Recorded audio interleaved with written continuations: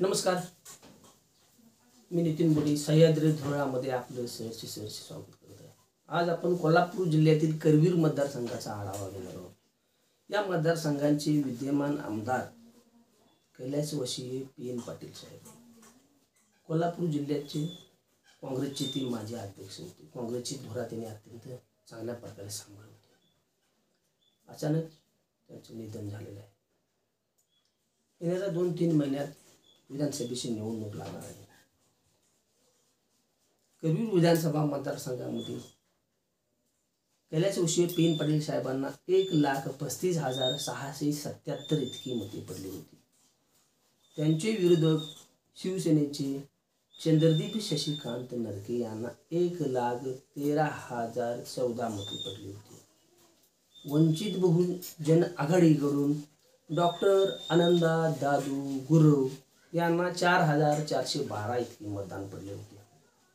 या मतदारसंघामध्ये माजी आमदार शेकापचे संपत पवार पाटील यांना मानणारा देखील बऱ्यापैकी वर्ग आहे। 2019 साली झालेल्या निवडणुकीमध्ये पी.एन. पाटील यांनी शिवसेनेचे उमेदवार चंद्रदीप नरके यांचा 22,661 मतांनी पराभव केला होता।